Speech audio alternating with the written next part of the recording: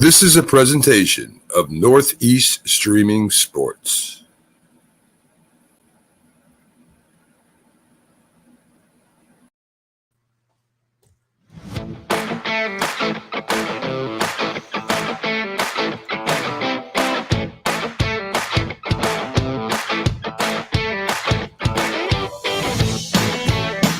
Hey guys, Keith Engel, TGI Sports Talk right here with our Sunday Stream of Consciousness show. How are you today? It's a fall day here in East Greenbush, New York, upstate New York. Hope it's nice where you are. Interesting weekend already. Top 10 teams continue to fall in college football. The chaos that we saw in September continues into October, which we will talk about very, very shortly. Good morning, Dave Guyette. Bright and early as always. Hope you're doing well. Tough loss for your Syracuse Orangemen yesterday. We'll talk a little bit about that in a little bit. Lots to talk about, though, guys, today. We're going to get into all that college football news. Alabama goes down in stunning fashion to me to a Texas A&M team that couldn't get out of their own way on offense, and suddenly they lose. Some other great games to talk about yesterday, though, in the college world.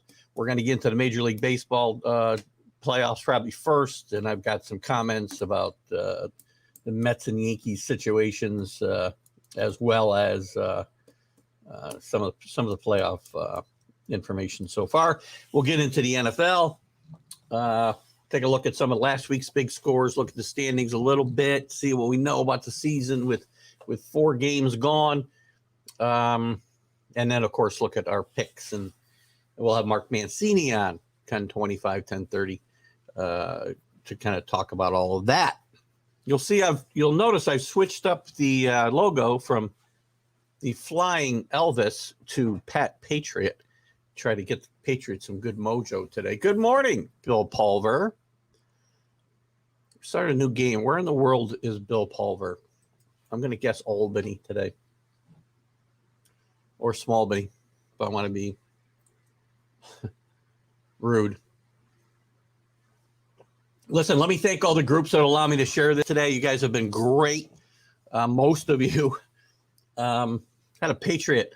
I did an interview Friday with Steve Zabel, and I want to thank Steve Zabel. We had a great time. Ex-Patriot, played with the Eagles a little bit, but really was a great linebacker. Jets live at 9:30. I know, from London. You can update us as we go along, Bill, as they fall further and further behind. Where was I? Had Steve Zabel on Friday, and I shared it to a Patriot group that I just joined.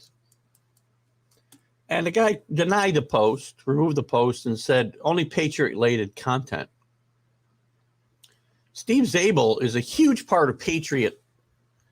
You know, a lot of these Patriot groups and fans, they think the Patriots history started in 2000, guys. It goes back to 1960, just an FYI. And the Patriots had some really good teams in the 70s. And Steve Zabel, good morning, Kenny Gifford. How are you today? And Steve Zabel was a huge part of that. So I was a little ticked off. And I asked the guy if he really, I was probably too rude. Hope he doesn't moderate any other groups.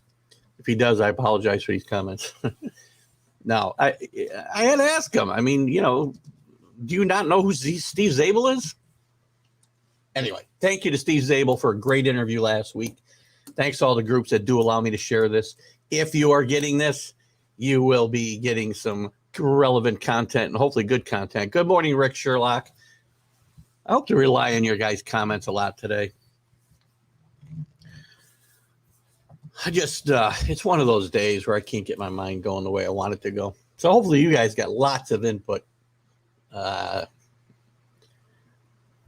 It's fun to be able to share Billy's comments too, and then I can figure out what he's talking about. And obviously, I think that is back to obviously Rick Sherlock. Billy hasn't been on; he's been very sporadic, so I have to kind of figure out who all the nicknames are again. Frank. No, that's not him. So you're thinking of Steve Zabel. Steve Zabel with a Z was a linebacker for the Patriots in the 70s, played with the Eagles before that. Steve Sable with an S. His father, Ed Sable, started NFL Films, and Steve carried on his work. Easy to mix those two up. They sound exactly alike, though, probably the way I said it. Random thoughts. Who's number one in college football? Fury is a mess. I don't follow the boxing much anymore, but I did see the big headline about Fury today. You know what? I'll put up a link. Here's what I'm going to do, guys. Let me do something here. If somebody wants to come in, I'm not a big boxing fan. If somebody, one of you guys out there is brave today and wants to come in and chat about that fight a little bit, I'd be happy to do it. You know, since you guys are talking about college football, I'm going to start there. I was going to start with some Major League Baseball. We're going to start with the football because I guess it's probably even a bigger story. Bama goes down. I mentioned in the opening, so if somebody does want to click that link, let's wait till we get through with the football and we'll jump in and we'll talk about that Fury fight. I don't know much about it, but if you want to share some information, I'll be happy to have you on. I'm sure there'll be fans that'll be interested in it. College football, another day, crazy day. Hold on, I got myself kind of discombobulated here because we're starting a little bit out of the outline I had set for myself, but that's fine. I do things on the fly very well. A&M, who I said against Florida looked vulnerable, and then afterwards they said in the college football huddle show Wednesday night, I didn't think anybody was going to beat Alabama and Georgia, and they would get to the SEC championship game and probably both make the playoff easy.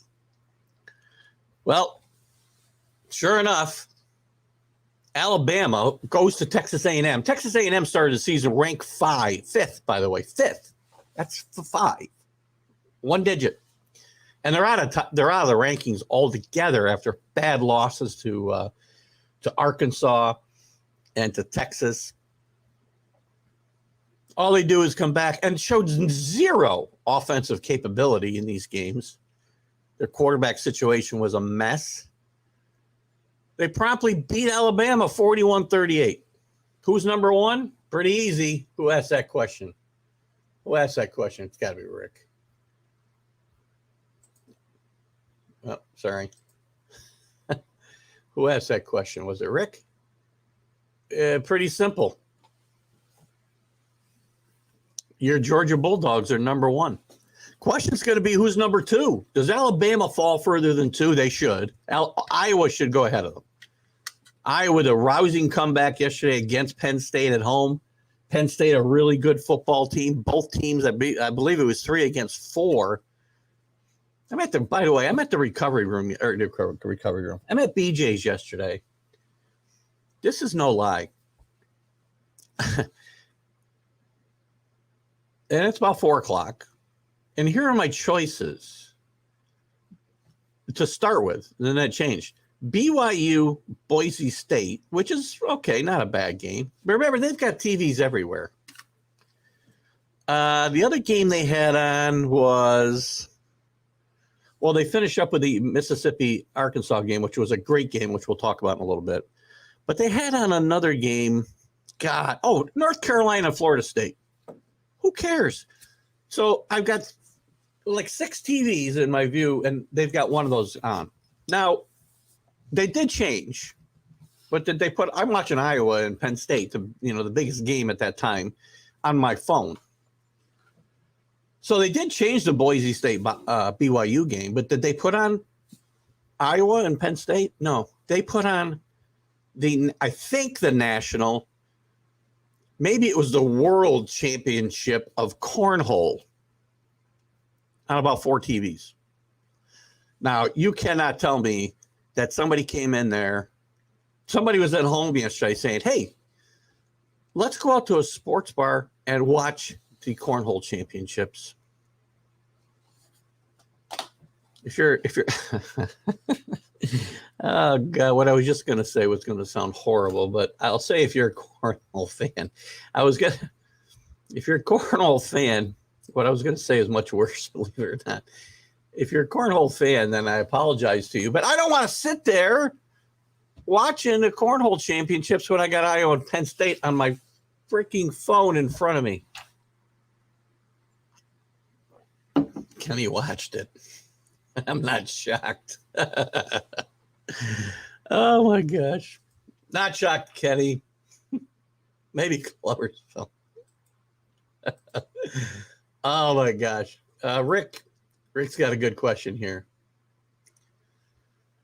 Let's see. I know we got some comments here that came up, so I'll address Rick's. I'm going backwards. Cincinnati's in the top 4. They're definitely in the top 4. Whether they'll get to the top 4 is debatable still. They're going to get no love. They do not want Cincinnati in this playoff. If Cincinnati gets in the playoff, they'll be 12-team playoff next year, guaranteed. My guess is Alabama doesn't fall out of the top 4. Penn State will. What are the rankings right now? Let me get off of this for a second. Look real quick. You're right. Cincinnati will have to move. Well, you know what, Rick? Don't be shocked if Oklahoma jumps over them because they're a big comeback against Texas or Ohio State or Michigan, because this is what's happened all year.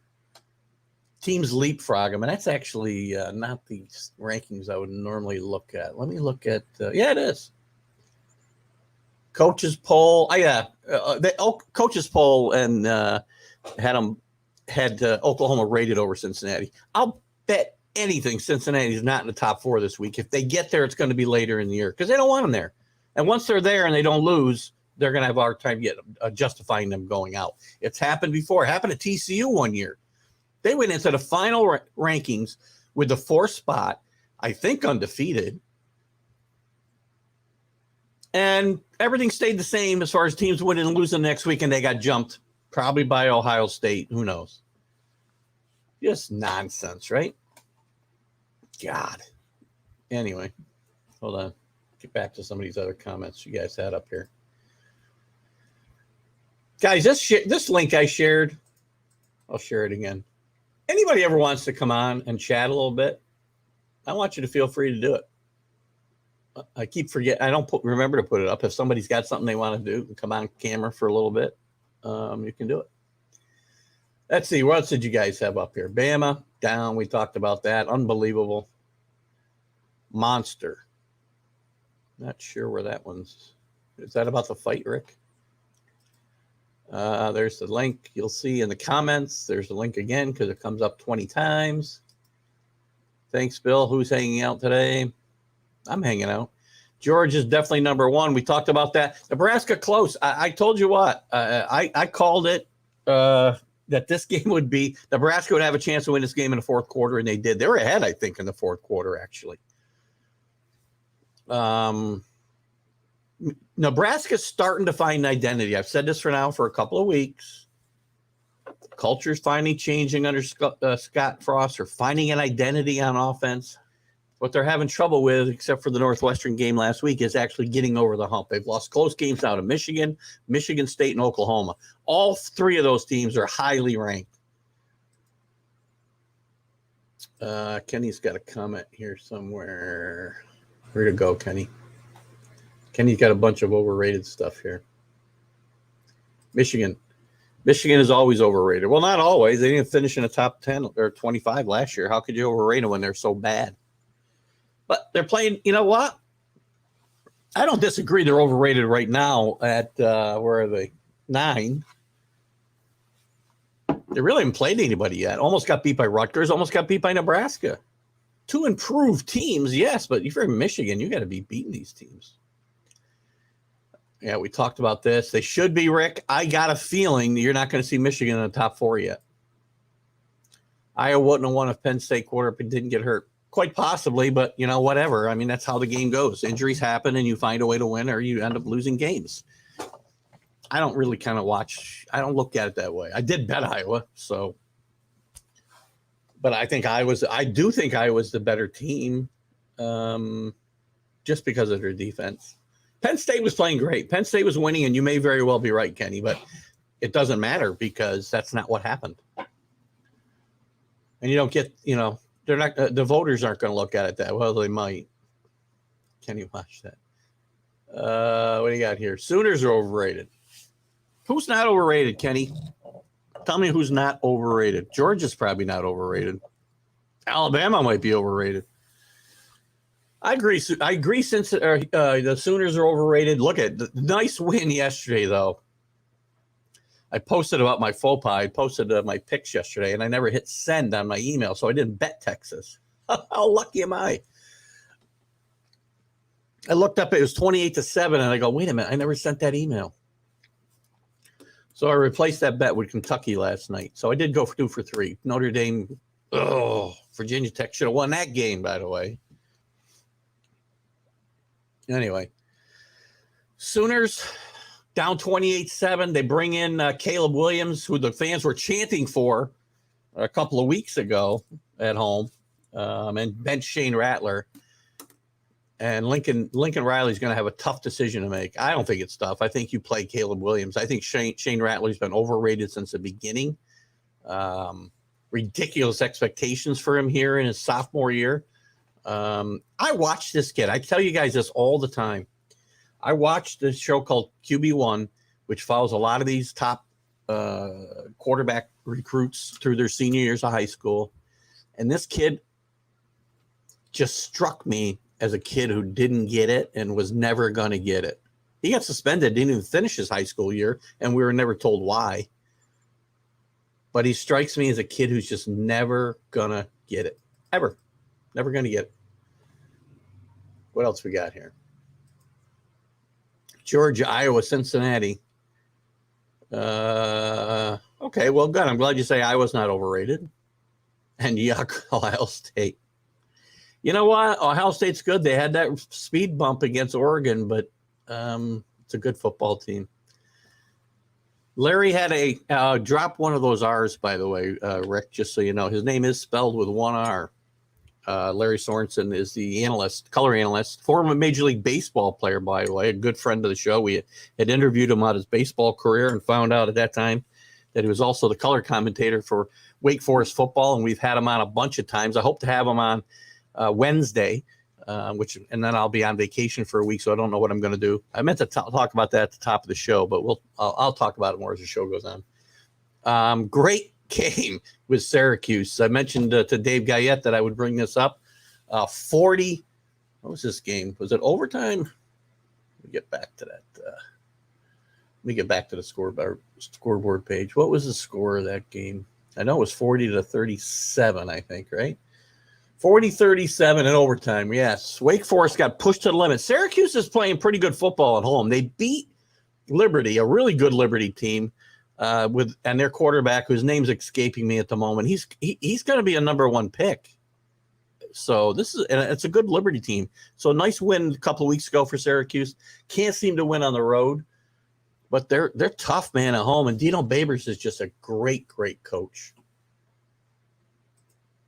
Coastal Carolina, Wake Forest, and a few others. Coastal Carolina with a big win yesterday, Kenny. Again, the problem is, the schedule. I believe Coastal Carolina is a really, really good team, and I think that they could play with some of these better teams. Problem is they don't, and it's not necessarily their fault because these teams aren't going to schedule. Mark will be in today at 10:25, assuming there's no hiccups. I do know he owes you at least 2 cheesesteaks. Got to figure out how you're going to get paid on that. His show in Philadelphia did get pushed back, and it'll be starting the end of the month. We'll talk to him a little bit about that. Maybe we'll have to send you some gift certificates or something. I don't know. Maybe you can send away for him like frozen. I don't know. Well, Kenny, those are some good picks as far as – so the picks you sent me were your top 4 teams. Let me see if I can find that again. What the heck? Where were they? Michigan's overrated. Iowa wasn't a 1. That's not it. Come on, Kenny, where are you? Here we go. So this is Georgia. I believe you're going to say this is your top 4. Iowa, Georgia, Iowa, Cincinnati, and Ohio State. I don't think I disagree with that at all, Kenny. I don't think there's anybody that I would move up ahead of those teams. Alabama will not fall out of the top 4, will be my prediction. And that's, again, shouldn't be the case. I mean, if Texas A&M had been playing to form and was the number 5 team in the country and knocked off Alabama by 3, I would say Alabama should fall, whatever, a couple spots. But the fact is, Texas A&M has looked putrid and ran up 41 points against Alabama. I've said all along their defense is, suspect. Oh, he'll get his Philly. Don't you worry. I'll make sure he gets his Philly cheesesteaks. Promise you. Let's see what else we got going on here. Let's look at some other scores from yesterday real quick. We talked about Coastal Carolina winning 52-20. Cincinnati wins big over Temple. Temple's not that good, but still 52-3. That's how you have to throttle these teams. And Cincinnati has proved they belong in the top 4. I just don't see it happening because I've seen it so many times. They don't want these teams to get to 4 too early because then they have to put up with nonsense when they want to try to drop them out of the 4 and they don't lose. Arizona State, Mark will probably be all over, giddy about Arizona State later when he comes on. They win 28-10 over Stanford. They're probably, you can make an argument that they're the best team in the Pac-12, better than Oregon. And we'll find out when they play later in the year for sure, if in fact that happens. Georgia, Rick Sherlock. Georgia with another impressive win on the road. You beat this Auburn team is not terrible. But they beat them by 24 on the road. Stetson Bennett played another nice game. Not, his numbers aren't huge, but you don't need your quarterback to be, putting up Bryce Young numbers or Corral numbers for Mississippi. We're going to talk about Mississippi in a second as well. The Iowa-Penn State game we talked about. Great job from Iowa coming back. Kenny's right. Quarterback for Penn State did go down in this game. And Penn State was in pretty good control when that happened. But you know what? This is what happens. We'll talk about that Notre Dame game in a little bit. Kenny, I see your comment there. Ohio State just obliterates Maryland. Maryland was a darling underdog pick here in the Big Ten to overachieve, and I kind of fell for it. Bet them at home against Iowa a couple of weeks ago, and they got annihilated by about 40 or 45 points, and they get beat by 49 yesterday by Ohio State. So Maryland hasn't really come back. Michigan, we talked about 32-29, very close game. Great game. This is a great game. Nebraska's coming back. I think Scott Frost has probably saved his game. He needs to win. He needs to finish 500 in the Big Ten, which he likely will. Win one of these games against, one of the named teams in the conference, and then he will save his job for sure. Another top 10 team loses yesterday. Boise State goes to BYU. Very tough place to play, and wins 26-17. BYU is just out of sync all year. Boise State's been not playing well this year, but they got it together yesterday. They were ranked early in the year and have not met expectations, but they certainly picked up their pace yesterday. Michigan State rolls over Rutgers. Rutgers doesn't belong in the Big Ten. If Rutgers were playing in the AAC or someplace, they'd be a really, really. It's just a better fit for them. I mean, they can play on a given Sunday with the Michigans or even Michigan States, maybe Ohio State, depending on where we're talking about. But they can't play week in and week out against these teams. They just can't. But with that said, Greg Schiano's doing a great job there. Ole Miss and Arkansas, two teams that got waxed last week. This was a big game for both of them. It was a shootout. Just a crazy, crazy finish. 41 points scored in the fourth quarter. Arkansas, with no time left on the clock, scores a touchdown. And they decide to go for the 2-point conversion, which where I was widely panned by the fans watching by the Sam Pittman decision to do that. But I will tell you, I think it was the right move. I'm not sure what he said in his comments after the game because I couldn't hear him, but that game was a shootout. They weren't stopping Mississippi in overtime. They were just going to have to keep scoring and keep scoring, keep scoring. I'd have taken my shot right then and there and not, worst case scenario, they go 10 overtimes and you wipe your team out. I wouldn't have done it. I'm going to stop after this Notre Dame game and catch up on your guys' comments. So I think Sam Pittman made the right move to go for 2 to win that game at the end. You guys want to put up a comment about that? I'll be glad to chat about it for a few minutes. Notre Dame, up and back and forth this game was with Virginia Tech. It was a really fun football game. Brian Kelly keeps moving his quarterbacks in and out. He started Crone again, but he got Buckner in the game this time instead of what's the other guy's name? Kenny. Jeez, Pine. I think, right? But neither one played badly. I don't think, Buckner can run the football. That was his deal. He did not throw the football well. So they think he's their quarterback of the future, and Kelly's done his try to keep him out of games because I don't think he wanted him playing, but whatever. This was my third pick yesterday, so we went 2 for 3. Let me catch up on a couple of your comments here. Kenny says Notre Dame lucked out again, and we sent an email to them about never going to a game again. They're just a bunch of money grubbers. I'm not really sure how that relates to the game. Game wasn't even at home. Teams aren't always going to be good. It's a good football team. Penn State, Notre Dame can't compete the way that they did years ago. They had their own TV contract, which was a huge plus 25 years ago. Not anymore. It's plus for them because they keep all the money. They don't have to split it with any teams. But it's not an enticement to get kids to go to school there. They had to lower their academic standards because they were so high they couldn't get the athletes in there.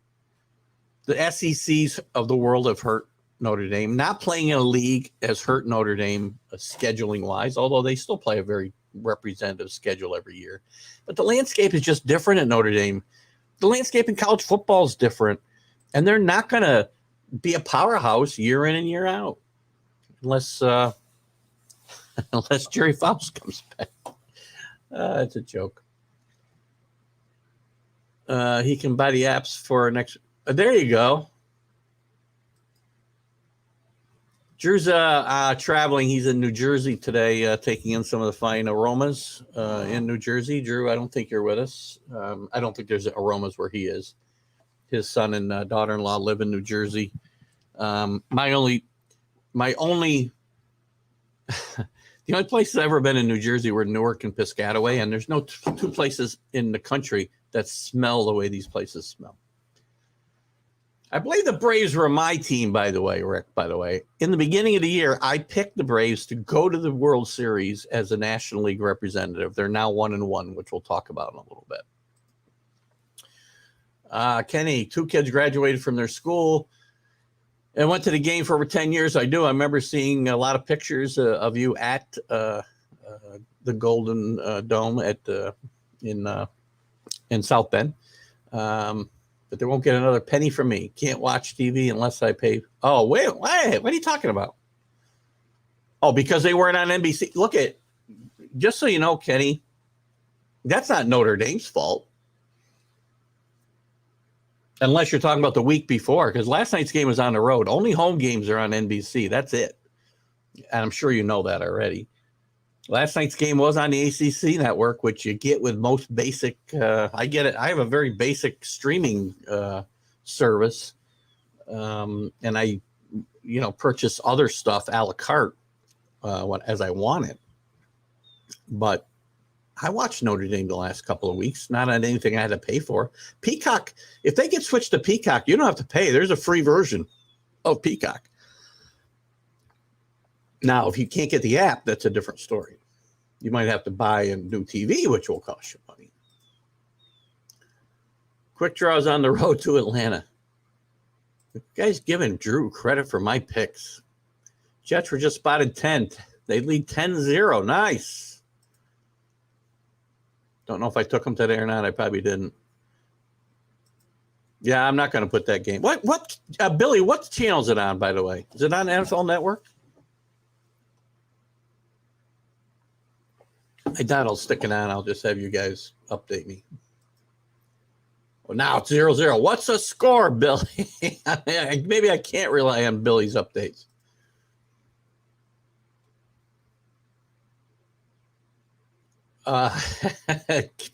Rick didn't know that Kenny's kids went to Notre Dame. You may be right there. Kenny may agree. Streaming NFL Network. Okay, yeah. Yeah, I really don't want to lose any brain cells by putting that game on and trying to multitask here. So let's go through the rest of the top 25. Let's move on. I got some other topics I want to talk about before Mark gets here in an hour. Where did I leave off? Oh, Kentucky. I did replace my missed Texas bet with Kentucky. So I instead of going 2-3 losing, I went 2-3 winning, which is a good thing. They just routed LSU. LSU is no good. Ed Orgeron, warranted or not, is likely on his way out. There's a new AD in town who likes to make a big splash with coaches, as we talked about a bit on the College Football Huddle last Wednesday, and we will again. Ed Orgeron is likely in trouble and probably will not be out of a job for long when he gets fired. Wake Forest, we talked about with a great win over Syracuse. We'll certainly try to have Larry Sorensen on from Wake Forest to talk about that game. Florida rebounds and beats Vanderbilt. Why is Vanderbilt even playing football in the SEC? They'll never compete. A really good SMU team, go undefeated from the AAC, goes to Navy and wins. Navy's down on a downtrend, but Navy's played better the last few weeks. I'd like to see them, as I continue to mention, get back up a little bit. And San Diego State, the 25th ranked team, wins 31-7. Let's look at some of the other scores. I certainly want to catch Air Force and Army. I'm just going to scroll through the other scores quickly. We won't do them all. Good morning, Carlos. Can you get your thing up here? Carlos, how are you? Anybody else make sense we want to talk about? Houston is now 5-1. That AAC's got a lot of good teams, man. Cincinnati's not going to roll through the schedule. They get undefeated. They have to be in the top 4. Talked about that game. Just scrolling through. Tennessee. Carlos shows up at the right time. Tennessee with a big win over a mediocre South Carolina team, but they did win big, 45-20. Baylor beats West Virginia, is 5-1, still alive in the Big 12, wins 45-20. Georgia Tech beats up Duke, another team I don't know why they continue to play football. Virginia upsets Louisville on the road. ACC is just a mess. Listen, Wake Forest could run the table and maybe have to be considered in the playoff. Who knows? With all the crazy stuff going on, how awesome would it be if we end up with like Georgia, Iowa, Cincinnati, and Wake Forest in the Final Four? You'll see 12 teams next year. It won't take 4 more years. Liberty, I talked about earlier, beats Carlos's Middle Tennessee. Carlos has got a comment up here. Carlos been busy. Good to see anyway. Busy's good. Hopefully busy means making money. Baylor team's been very surprisingly good, Carlos. They beat a really good Iowa State team a couple of weeks ago. Stumbled last week against Oklahoma State. I think Oklahoma State's going to win that league, to be honest with you. But Baylor's sneaky good. North Carolina shows just how bad they really are. Probably the most overrated. Texas A&M probably gets this before yesterday. Texas A&M would have got this title, but the most overrated team early in the year. Kenny, you want to talk about overrated teams? How about North Carolina? Starts out 9th They're not even ranked anymore, and they lose to a horrible Florida State team at home, 35-25. Horrible, horrible, horrible job. And I know there's a couple of you who don't like Mac Jones, and Mac Jones better hope the North Carolina people like him. He's got great recruiting classes, and he's not turning it into wins. Who's number one? Good question. You know who number one is. You just want people to keep saying Santana. ACC will not pass on. You don't know. Carlos, you know, the reason I say that, I mean, if things play out the way they should, they go undefeated, they can't get into playoff. You've seen the craziness that's happened for the last 6 weeks. It is, you can't say, categorically that Wake Forest has no chance at the playoff, because they do. A lot of things have to happen. Georgia's going to have to lose somewhere. Alabama's going to have to lose a second game. You know, these teams in front of them got to lose, but they're all losing. Look at how every week there's teams in the top 10 losing every week. Now, two of them played each other yesterday, so that's impossible.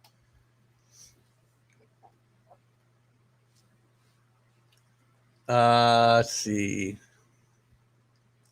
Washington State beats Oregon State, who had been playing pretty well yesterday. UCF bounces back with a win over East Carolina.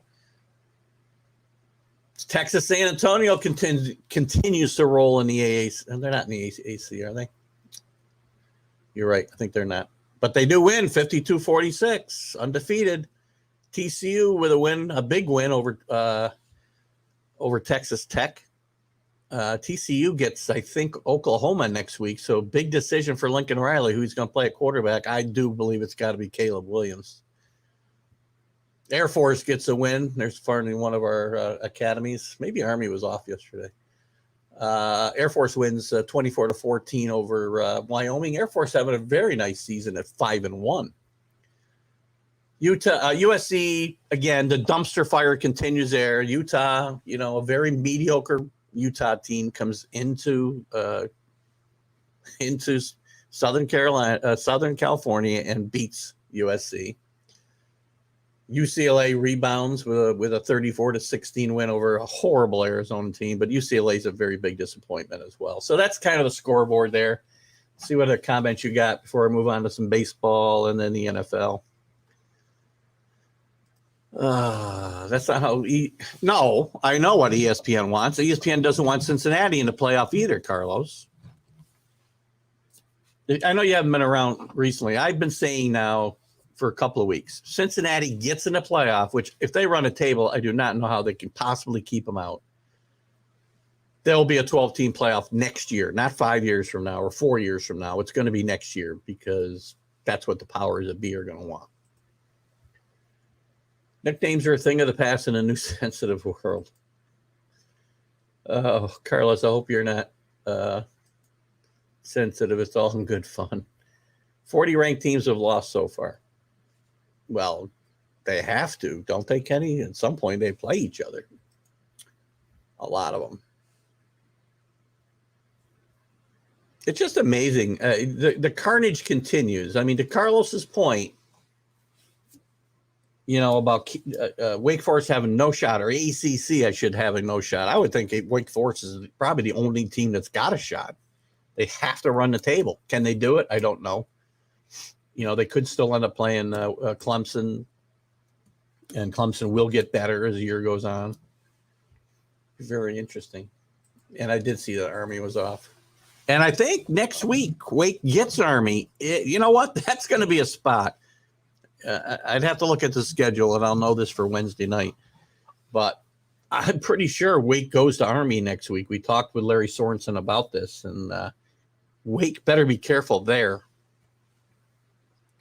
That's a great spot. SEC is terrible. I mean, the West is loaded. I mean, you can see 4 teams playing, either in the playoff, maybe 5 teams playing in a playoff or on New Year's Day bowls. So that's all we got for college football tonight. We'll cover more Wednesday night in the college football huddle. Let me just make sure I don't have some other big news I skipped over here. We talked about the quarterback situation at OU, Michigan, patient Iowa. I tell you what, Kirk Ferentz is one of the most underrated coaches in the country. I know he hasn't won a national championship, but he's won a ton of games, and he's been there now and outwon the great Hayden Fry. So great job at Kirk Ferentz.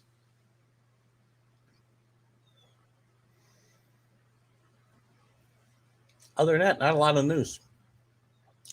All right, I'm going to move on to MLB. First thing I want to talk about, I guess we'll go about 20. I want to try to do this in 20 minutes, maybe 15. Yankees go out round one. Get rid of this. I really don't have a lot of good banners today, so we're going to just leave our main one up. Yankees go out in the wild card meekly. Aaron Boone needs to go, by the way. The message is not getting across. The culture is not right. He's not holding guys accountable the way he should. So I did a vlog Friday about this. I mean, you can dive into it more. But as far as them losing, I mean, the biggest problem I have is the way he handles his pitching staff is horrendous, number one. Well, holding guys accountable is number one. Cashman gave him a horrible roster to start with, so I got to give him a pass a little bit there. They should both go. Starting to sound like Carlos here. But Aaron Boone has a script. You know, we don't, again, and it's not just Aaron Boone, it's the way the game is played today. But you can't have guys are rolling coming out of the bullpen. Garrett Cole gets knocked around, and he has a strategy, and he said before the game, we got everybody lined up and ready to go. So he already had in his mind what was going to happen when Garrett Cole came out of the game. This guy was going to come in and pitch. This guy was going to come in and pitch. This guy was going to come in and pitch. And it didn't matter how well they did. They were only going to pitch their allotted time, which is so stupid. It takes into account nothing for the feel of the game. I mean, it's the same, if you're going to give the guy 6 outs or 3 outs even, just say you're going to give a guy 3 outs. And that's all he's good for because he's a reliever and that's really what he's geared to do. Well, is 3 outs on 3 ground balls and 3 pitches the same as 3 outs and throwing 30 pitches in the inning? No. But still, we do the same game plan. It doesn't matter how the inning goes. Ridiculous. Cole let him down. I agree. Cole did not have good stuff. Cole has struggled the last couple of weeks, last month probably. Garrett Cole is still a great pitcher. Garrett Cole will be fine going forward, but Garrett Cole's not the main reason this team lost. I mean, they were only down 3-0. Problem is with this team is they have trouble scoring runs. I got in a huge Twitter fight with a guy who tried to tell. I mean, again, you can have a different opinion than I have, but don't just keep telling. Nobody can be, I don't think there's a right or wrong answer. I think what Phil Nevin did when he sent Aaron Judge in the 6th inning on Stanton's double was the right call. The only reason it's a wrong call is because he was out. It's still the right call just because the outcome wasn't the right thing to do. The Yankees were having trouble scoring runs forever, except in, a handful of games. Your 2 best guys and 2 most clutch guys are already on base, and you got a black hole and Joey Gallo coming up after Stanton. I'm sending Judge every time. If you watch the replays, the ball's skittering in from center field from Hernandez. Bogart makes a good pick on the ball and a really good throw home, or Judge would be safe. So now Phil Nevin's the villain here, where the whole team should be the villain. This isn't Phil Nevin's fault. Aaron Boone should go. Aaron Boone needs a backup as a coach, which he did. But I guarantee you, here's the thing. If Aaron Boone comes back next year, he's going to be asked to make big changes on his coaching staff, and that would be spineless. And I would have zero respect for Aaron Boone if that's how he keeps his job. I have zero respect for any coach who keeps his job that way. Jim Harbaugh did it. It's working out. But still, does that show any loyalty to your staff when they're not the problem? So if that's what they offer you, Aaron, resign, please. He has no contract next year, guys. What we got here? You know, it wasn't a wasted game. I mean, again, well, in the sense that, you know, whoever played was probably going to lose to the Rays. You're probably right. But I'm going to concentrate in that game. Phil Nevin, again, I'm going to defend Phil Nevin to the ends of the earth. I've bashed the Yankees for 3 years for not being aggressive enough and just standing station to station waiting for home runs. Now they get aggressive and we're going to beat them up for it. At that point in the game, with Joey Gallo and the rest of the numbskulls that are coming up in that lineup, I'd have done it every single time. Judge is not consistent. He's not worth a new contract over 3 years at $5. He's going to get a lot more than that. A lot more, Carlos. He proved this year he can stay healthy. He was healthy almost all year. He was clutch. He performed. He was the best player on the team, except for Stanton in stretches. Far more consistent than Stanton. Should he get Stanton money? No, but if the Yankees want him, they better lock him up now and for a whole lot more than that. And Cashman should go before Boone. And if Cashman goes, Boone's going to go too, because the new guy's going to want his own guy. And likely, we'll segue a little bit, if Cashman gets fired, there's a very good chance he goes across town to the Mets. Which he could. He's a great general manager, but he's been there too long. One World Series since 2003. The New York Yankees. You know who's been to more World Series than one since 2003? The Giants, the Royals, the Red Sox. Who else? The Marlins, the Phillies.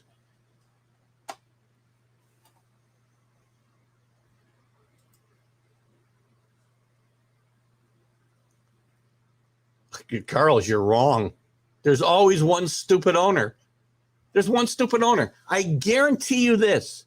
Well, if he signs with the Yankees, he will have had an offer higher somewhere else, no matter what it is. No matter what it is, he's going to have an offer somewhere, higher offer somewhere else. There's a stupid owner everywhere in every league. If you think he's signing, if at his age, if you think he's signing 3 years for $8 million a year, you're nuts. Mets went but lost. Mets went where? Judge has to go. Well, you know what? I will say the only way I agree with you, Carlos, is the fact that the Yankees need help in so many places. Shortstop, catcher, depth in the outfield, starting pitching. Well, starting pitching will be better, but they still need some starting pitching. If Severino can come back next year, big boost. But you can't count on him until you see him pitch. They need so much help, so many other places, that Judge could get traded. And somebody will give him the contract that he wants and deserves. If you think Aaron Judge doesn't deserve more than $3 million at $8 million, my God. Gardner's making that kind of money. More money than that. Excuse me.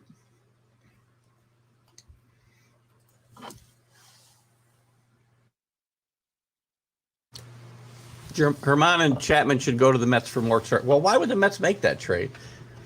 You're only going to get one back. And you're not getting Syndergaard. You're not getting DeGrom. So who are you actually going to get? Stroman? You know, he had a nice year. No.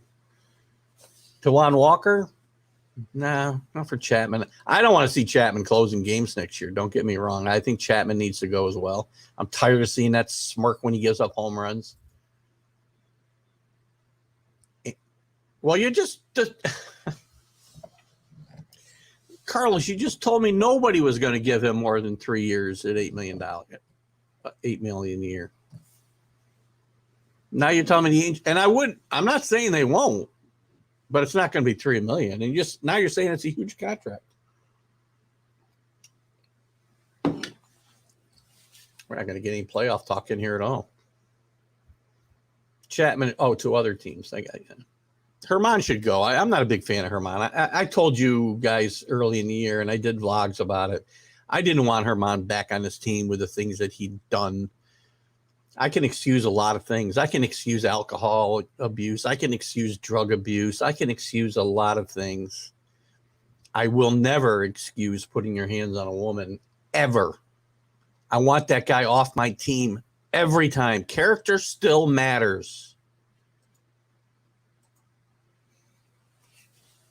So, goodbye. Pitched well at times, but whatever. Let's get on the Mets a little bit. They're looking for a new manager already. Their front office is in disarray. I just don't think that I don't know what they're going to do. They can't go the inexperienced route again. They did it twice or maybe 3 times in a row now. At least Callaway and Rojas. Well, 3 if you count Beltran, who didn't actually ever manage for them. They need an experienced guy in there. They need somebody to come in there and kick some ass. So do the Yankees, by the way. Buck Showalter or a Buck Showalter type should be the guy the Yankees get. Somebody who's going to take names and keep guys accountable. Make them play better situational baseball. Make them accountable for mental mistakes and not hustling.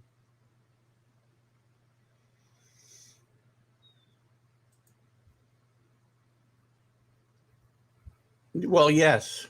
Well, not really, but Kenny, there's a difference between the reason I differentiate between the 2 or 3 things I said. There's other things that could go to character. I mean, drug abuse would go to your character, but it's also an illness, again. And if guys get help, then I think they should get a second chance. You think about a guy like Paul Molitor, who had a great career after going through some problems early in his career. He wasn't a guy who got help and then fell back a dozen times like Darryl Strawberry or Dwight Gooden.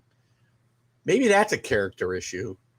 But I don't see it character in the same way. If you're predisposed to hit a woman, that's not the same thing as not being able to stop drinking or stop taking drugs. You're just a bad guy. I don't know whether to believe you or not, Billy.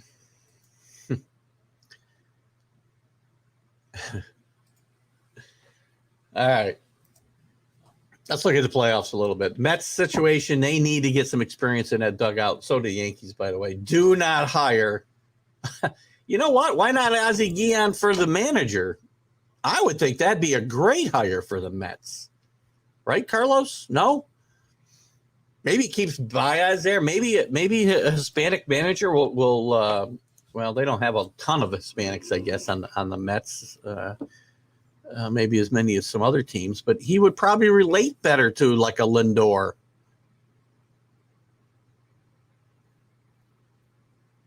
I think Lindor is Hispanic. I hope he is. But else he's a great manager. But again, he's not. I think he's perfect. The writers would love him. The writers would absolutely love Guillen. Boy, imagine him. I would love to see him in Yankee Stadium, to be honest with you. Interesting thought, though, Carlos. I like that thought. Let's look at the playoff situation here. Right now, if I can find it, got myself all out of sorts here. Here we go. So you got the Braves and Brewers. Have been a very good series so far. Low scoring, as we would think. 2 good pitching staffs. 2 offense. Well, the Braves offense is better than the Brewers. The Brewers are going to struggle to score runs, as you've seen. They've scored 2 in 2 games, but they got a really good. Sorry, the drugs are the same level as alcohol, but it's a weak character. I'll agree. I'm not. I think we're nitpicking. I don't necessarily disagree. If I had to rate the 3, beating a woman or laying your hands on a woman in any way is certainly worse, Kenny, in my mind. That's all I'm saying. Carlos thinks he should run the Mets and Yankees both. That you're going to get paid a lot of money, man, if you do both of those things. Oh, I still like the Braves to come out this game. It's probably going to be a 5-game series. That's my thought. Next game is Monday at Atlanta. That should be very interesting. The next 2 games are in Atlanta, and I think local product. I'm not sure if Ian Anderson pitched yet or not. We might get to see him yet before this series is out. Hope to have him on the Friday show when the baseball season's over, by the way. Dave Guyette, if you're here, keep me a prize there. I agree. Carlos would have to fire himself. So it's a good fans will hate.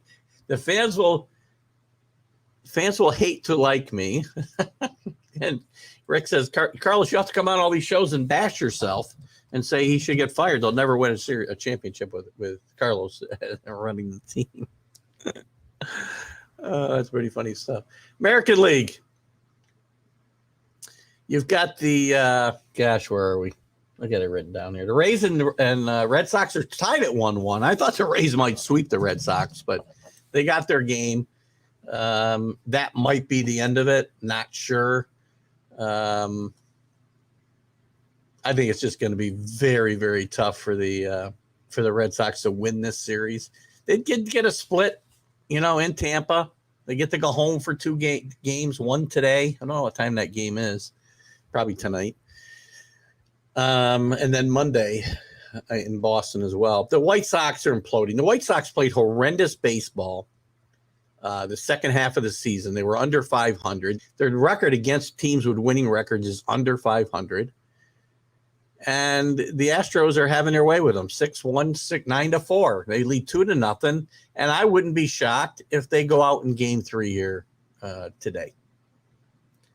Astros are good, guys. You can talk all you want about the stealing of signs and blah, blah, blah. This is a really good baseball team.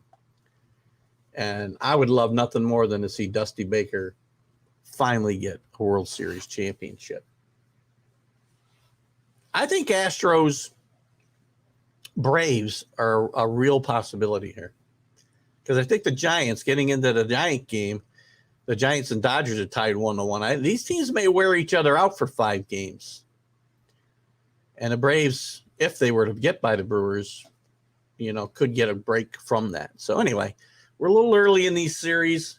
We'll talk a little bit more about them with Mark Mancini after at 10:25. So we'll skip the rest and talk more about that with Mark. Should make sure that I don't have my phone plugged in, guys. I got zero charge. I got to go out for the day, and I'm going to have zero charge on my phone, which is not good. No messages from Mark. Okay, good. What do you got? Astros need Leroy as bat boy. Not really sure about that reference, Kenny. You might have to help me out there a little bit. All right, let's jump in the NFL. First thing we'll do, we'll review last week's picks. We'll look at the scores. Let's look at the scores first from last week, shall we? Let's see. I want to look at last week's scores. Week 4. What surprised us? Bengals, 3-0. I'm sorry, 3-1. Were we surprised? Well, they only played the Jaguars. We'll talk about Urban Meyer in a little bit. I think Urban Meyer is a joke. Washington, 2-2. Beats the Falcons. The Bills roll over the Texans. The Bills are going to be tough. I'm a big Patriot fan, as you can tell. They're not going to win this division, but I do see them improving and getting into the playoffs as a wild card, or at least fighting for one at the end of the year. Braves get off the schneid. Justin Fields gets his first win as a starting quarterback against the winless Lions and the hapless Lions.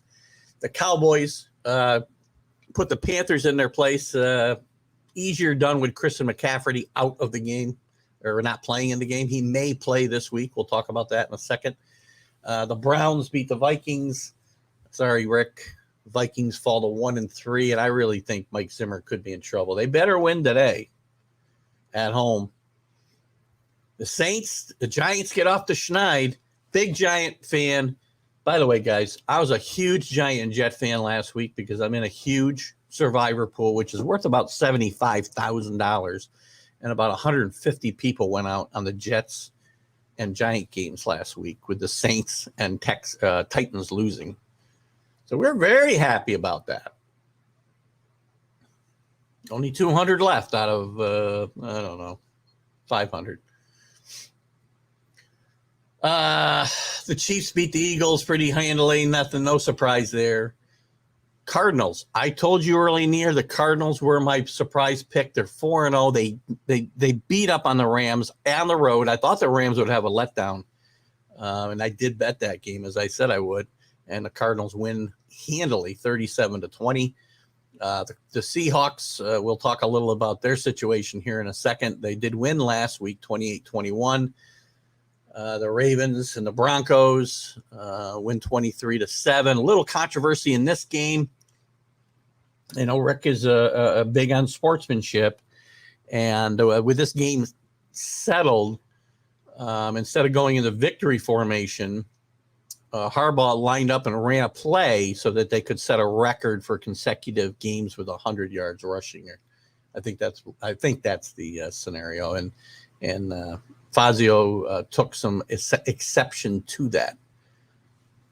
I don't really care. These are professional players. Just stop them. It's your job to stop them. It's not my job to give up and just give you. That's just, if this was Pee-wee football, then I'd have a problem with it. These are professional players getting paid a lot of money. Sorry. Packers 27-17 over the Steelers. The Steelers are terrible. Ben Roethlisberger looks as old as me and about as mobile as me.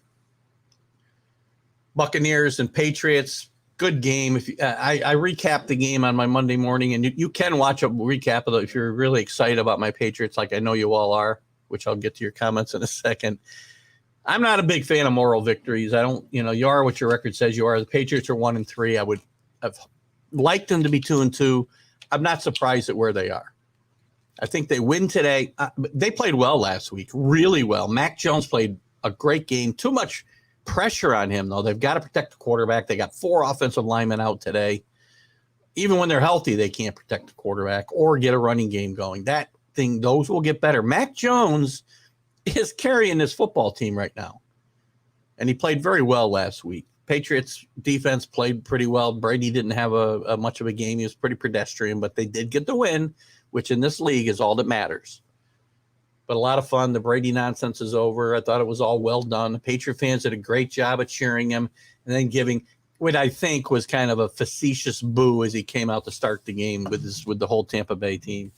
But I thought Tommy and everybody handled this whole homecoming pretty well. People are making stuff about Belichick didn't come over and talk to him during the game. He gave him a quick little hug for 2 seconds. Well, he had already scheduled a 20-minute meeting with him after the game, which is where that should happen. So good job. Oh, let's see. You guys got any comments about anything I just said here? I still don't know about. Leroy the chat. Elroy. Kenny. Not Leroy, Elroy. I don't know if I'd have gotten it even with that, but before most people's time except our group. The Jetsons, yeah, I know. Yeah, Steve Belichick. I guess I got a comment here. Steve Belichick. Oh, God. Oh, my God. I hope that his father showed him tape of his facial contortions during this game. Steve, what are you doing, dude? Oh, my God. It was scary, man. It looked like a freaking serial killer. Oh, that didn't bother me. Just remember it. But what did bother me was the hit from Smoke Monday. Yeah. These guys, the hits bother me, more than as far as sportsmanship goes and whatever. There's things that I get excited about. And there's things I don't. I just can't get myself worked up over that whole thing that like Fangio did. So God bless him if he's mad. That's his right. But whatever. Let's look at the scoreboard, our scoreboard from last week, guys. And thanks to Rick's not here, I'm sorry. Drew's not here. I did now figure out that I could see everything on one page. I thought I had to go to a different page to see last week's scores, and now they're in front of me. Last week was a really good week. We've lost a lot of players, guys. So the race for $100 gift card When do we decide, by the way? If I'll talk about this in a second. So last week, Carlos led the way with 11 victories. Great job last week, Carlos. Followed closely by Brian Mitchell, myself with 10, Chuck McConnell with 10, Kenny Gifford with 9. Everybody had a pretty good week here. Mike Sazor with 9, Ryan Learman with 8, Drew Eric with 7, Rick 7, Aaron Schultz 7, Mark. The two leaders had bad weeks. Mark Matheson with 6 and Mark Robertshaw with 5. And Robert Solvable. I'm sorry, Robert. I'm having trouble with your name. I don't mean to disparage you, I promise you. So the weekly winner last week, great job by Carlos, doing a wonderful job. Let's look at the leaders. How do I get back to this? I guess I got to do it this way. All right, here's our leaders. We have a new leader at the top in Ryan Learman with 35 wins, followed closely by Mark. And Mark, the Matheson and Robertshaw combination, with 34. TGI Sports Talk has moved into a third place, a tie for fourth place, really, but only 2 games behind at 33 wins. Tied with Drew Ehrlich at 33. Ken Gifford at 32. Carlos at 31 after a bad start. Carlos is creeping up. I started off bad myself. Mike Sazor with 29 wins. Robert with 28. And Rick Sherlock, who missed a week with 24. I think you missed a week, Rick. And then below that, I don't know that these guys are even playing anymore. Although Brad Mitchell did put a pick in last week, so he's at 23. So the race for the $100 Amazon card is very, very, very, very close. Billy's still not in there. So, by the way, if I win, you guys all give me a $100 Amazon card. Is that what we decided on? I don't remember. How about the Pats need to go 7-7 and win your bet? I don't see how that's not I don't see how that's not doable. Because I think they need to go better than that, actually, Kenny. I think they have to go Carlos, you can help me out with the math. I think they have to go 8-5 to win the bet, don't they? Am I doing my math right? Don't they have to have 9 wins, Carlos?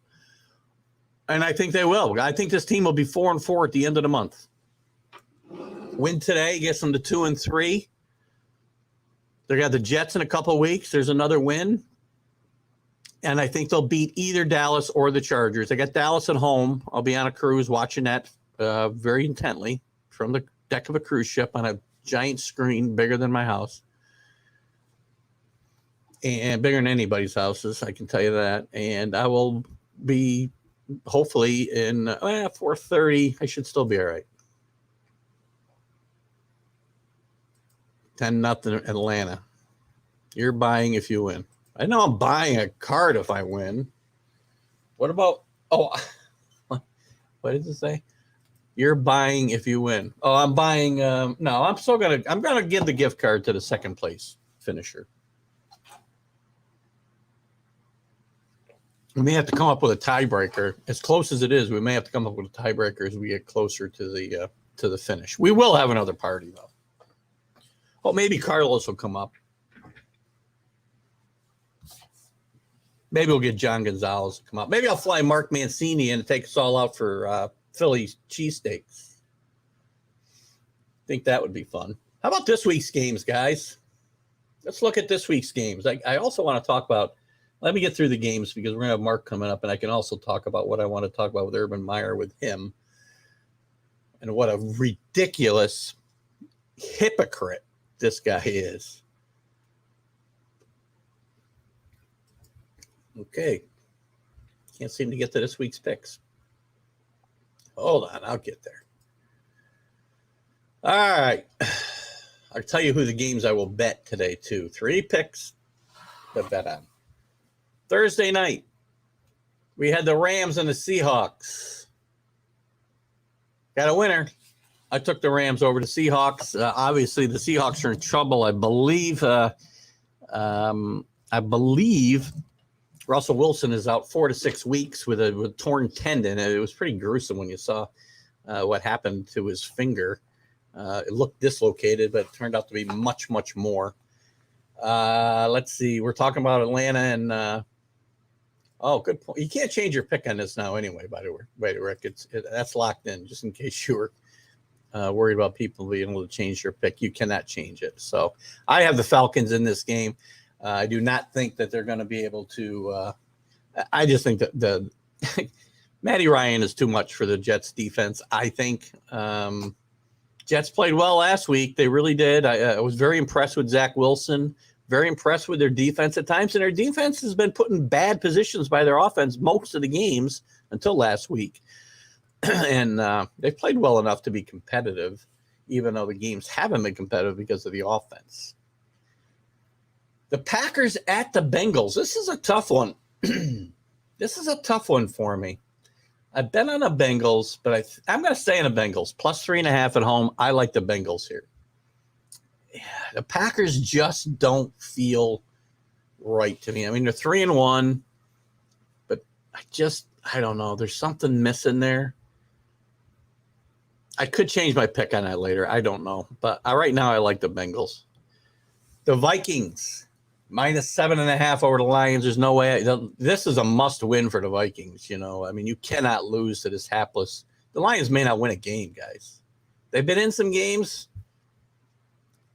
but you can't lose to this team. And you got to whoop them.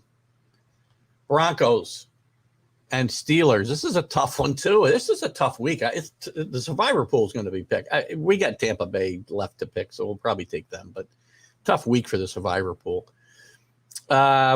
Pittsburgh, I'll take Pittsburgh in this game just because they're playing at home. Still not a big believer in Teddy Bridgewater and the Broncos. Show me something on the road. I'm not impressed with the victories that they have up to this point. Tampa Bay, I don't know. Is there a hangover from Tommy going home to Foxborough last week? I doubt it. This is a team full of veterans. You got the Dolphins that are really, really struggling right now.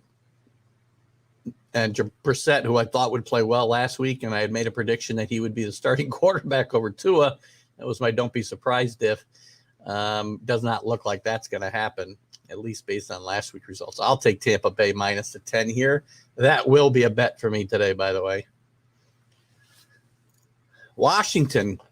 Getting 1.5 at home against the Saints. Probably another bet for me. Love these home dogs. Washington has got a very good defense that played much better last week. Heineke's starting to get himself settled in at quarterback, and I think he's the best quarterback on that roster anyway. I'm going to be all over the Redskins here. The Panthers I like a lot. There's a chance. I haven't seen the news today, but the last thing I knew yesterday, there was a chance McCaffrey plays in this game. How effective he'll be will be a different story. I do like Carolina here.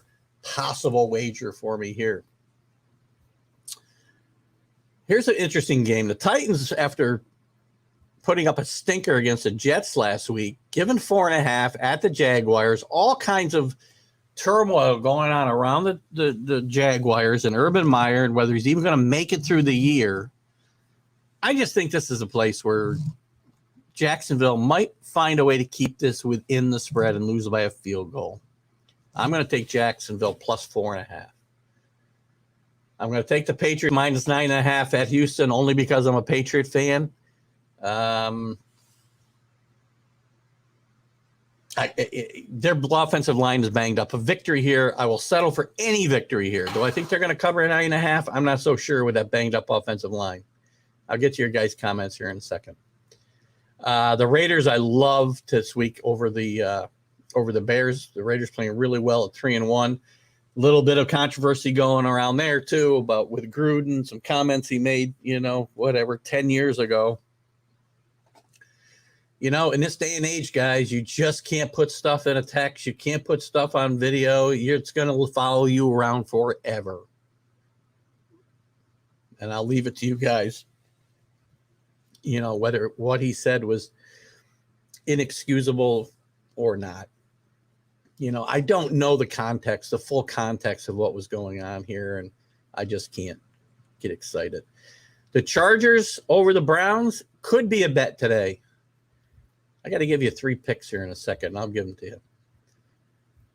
I'm going to take the Chargers today over the Browns, and that's probably going to be a wager. You got the Cowboys and the Giants. Cowboys giving up 7.5. I'm going to take the Giants plus the points. I do think the Cowboys will win this game, but I think the Giants will find a way to keep it close.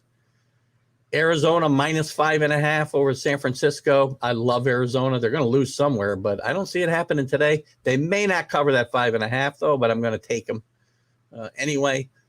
The Chiefs over the Bills, really good game between the 2 best teams in the AFC. I like Kansas City at home.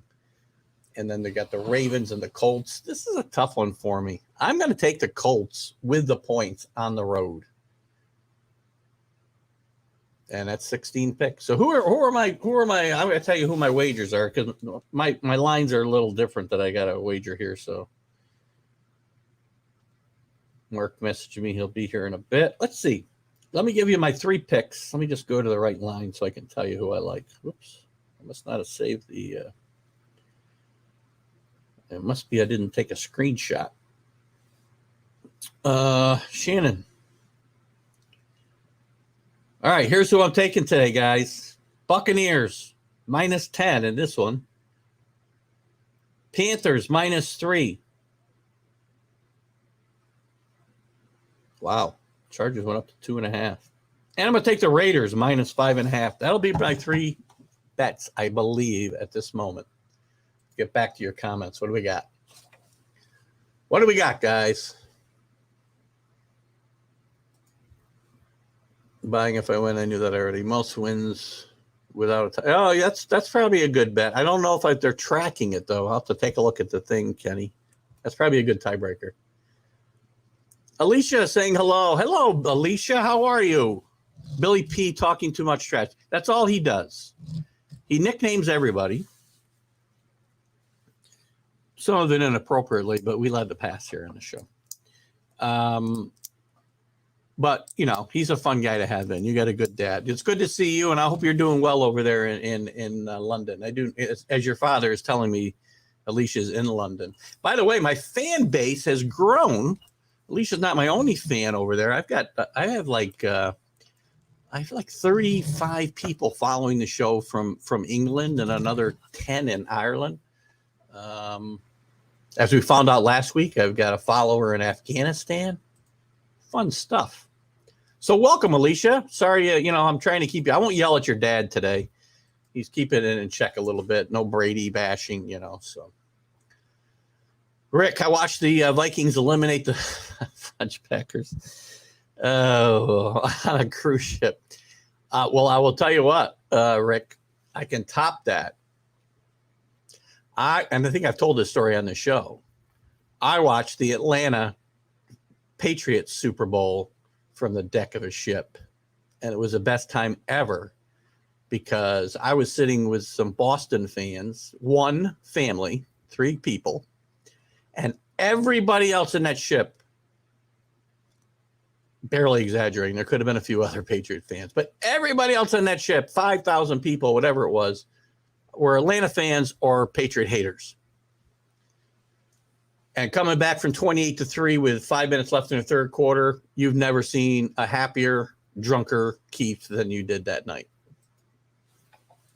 Alicia Elise is rooting for the Giants and not the Jets, although the Giants don't hold much love in my heart either, Alicia. I'm sorry that, you got this bad football team gene from your dad. I'm sorry about that. But you have my condolences. Give your wife back her phone, Billy. Yeah, that's his daughter, by the way, in London, as he pointed out. Alicia lives in London, and she started. I think she was my first follower in London. So thanks for tuning in today, Alicia. No problem. It's all good. She's a good girl. Thanks. I guess we got a lot about Alicia. Alicia's become the star of the show. We should have her click the link. Click the link, Alicia. We'll bring you on and we'll chat about life in London and how I like the NFL. But we only got 6 minutes before is Baker playing? You know, as far as I know, there's been no decision on that, but I'd be shocked if Baker Mayfield didn't play today. If he doesn't play, my bet will probably move. I'll probably drop one of the teams I picked and take the Chargers, to be honest with you. I'll keep an eye on that at 4 o'clock. I think that game's at 4 o'clock, isn't it? 4:25. There's our update. 10-0 Falcons. Giants will lose. This is Daniel Jones' pick or fumble. Maybe. Daniel Jones played very well last week. He's played better. He's protected the ball better. He hasn't been really the reason the Giants have lost. So, yeah, FanDuel, you can't use Mobley here, though, in New York, Carlos. Where are you going, New Jersey? Well, maybe you're in Jersey. I don't know. Actually tried to put a futures bet in on the Patriots on FanDuel, and they wouldn't let me do it. I had to go to the casino. Alicia, what was that crazy woman doing singing in the rafters? What am I missing here? It must have been at the game, I hope. 17-0 Falcons. Woohoo! Billy got quiet. All right, that's our football. Listen, I got to talk. I still got a few minutes before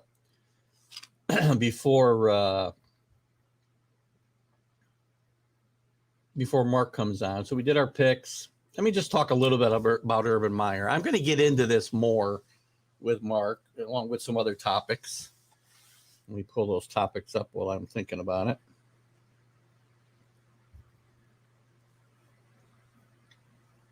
All right. Urban Meyer. What is the deal? They are playing like the Jets. What's the Urban Meyer? You know what? I really thought Urban Meyer had what it took maybe to make the jump from college to pros. I was so wrong because the dynamic is so different. When you're a power coach like Urban Meyer, not like Kingsbury when he came to the Cardinals, right? He wasn't a power coach at Texas Tech. He wasn't a national championship winner, a contender every single year, winning championships at multiple schools. He was just a coach. When you're a power coach like Urban Meyer, you run the show. You run everything in college. The AD wants to know where you're at, keep looking for you. Well, they say he's out recruiting. And you can go play golf. You can go hang out at your bar. You can do whatever you want. You're the guy. You're accountable to nobody really but yourself when you're a power coach in the NFL. And there's only a handful. Nick Saban, Urban Meyer, Dabo Swinney. Let's get shorter after that. Maybe Jimbo Fisher. But when you're in the NFL, you report and you have to put in the work.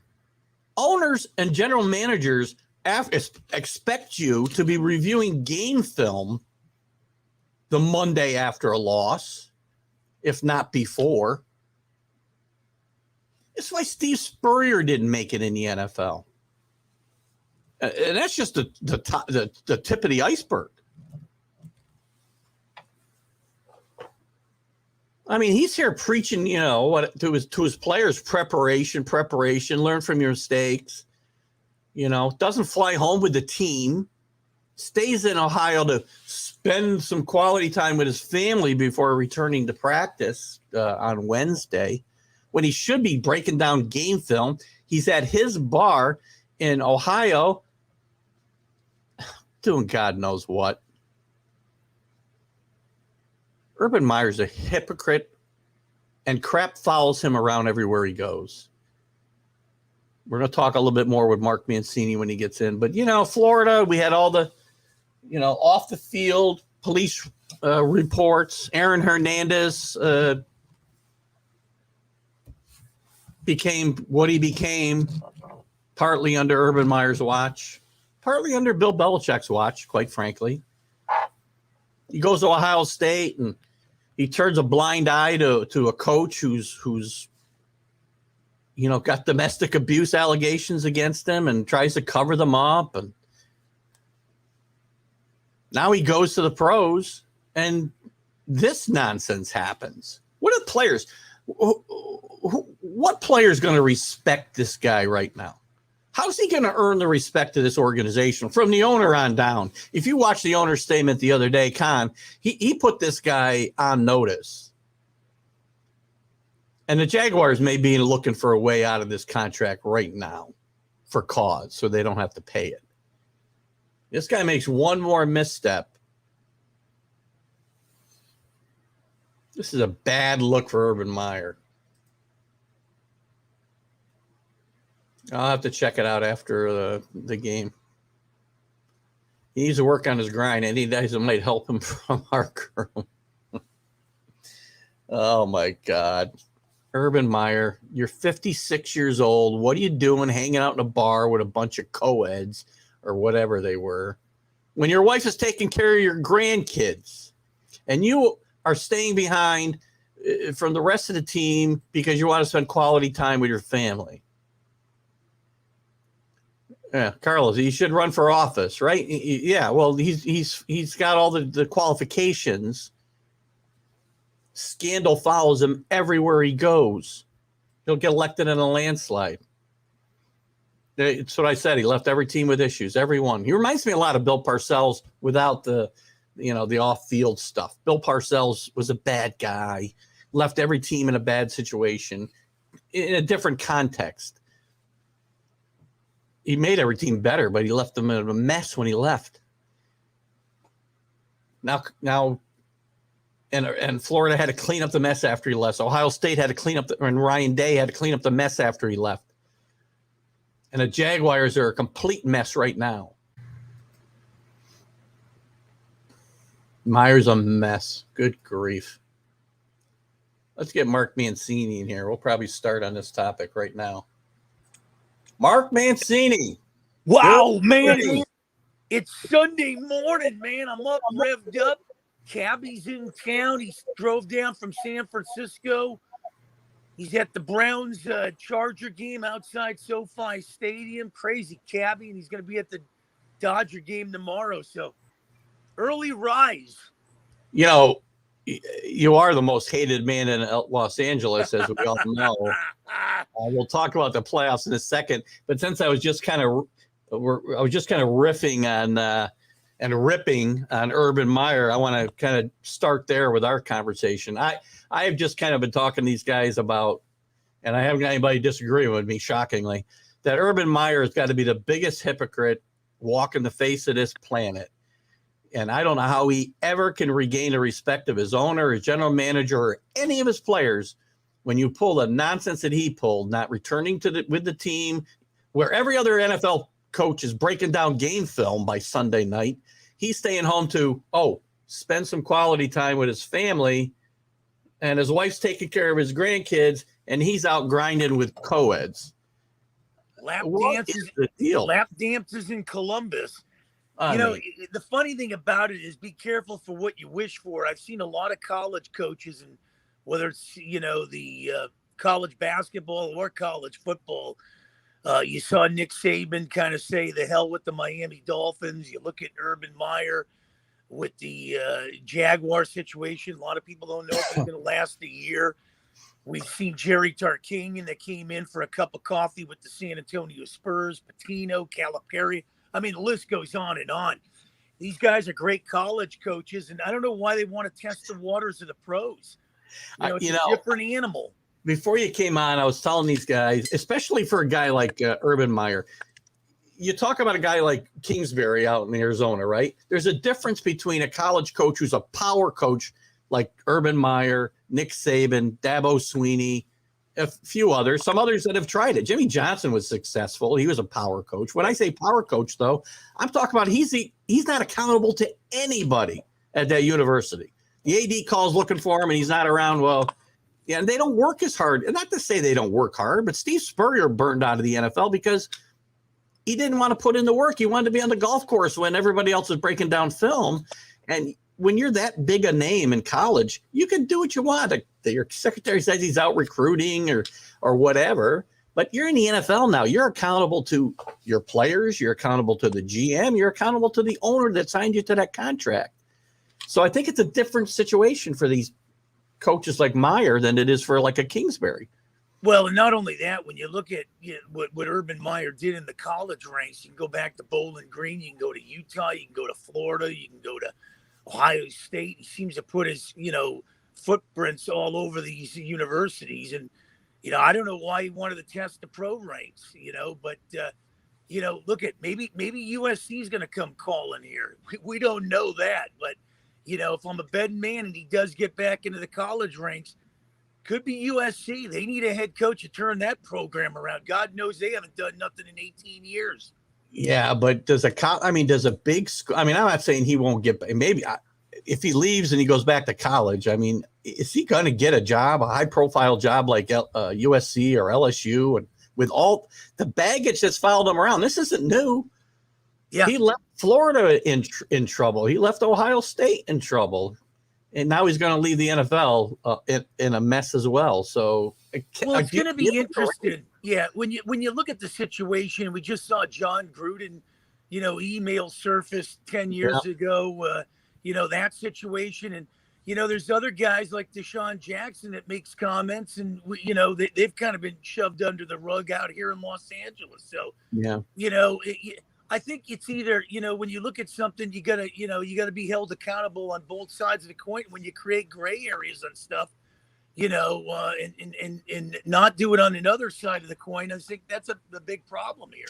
No, it's not a bad point. Let me see. We got a couple comments here. Let's see if we can catch up before we move on. Rick did want to say it was nice to see your dress today, and I'm always happy too, Rick, when he doesn't show up. I got the Pirate shirt on today, brother. Supporting Pittsburgh.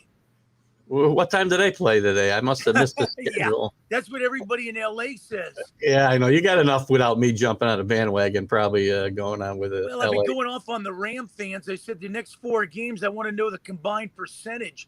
I look at the Giants, Lions, Texans, and Titans. You're going to be 8-1 and preparing for the Super Bowl. Right?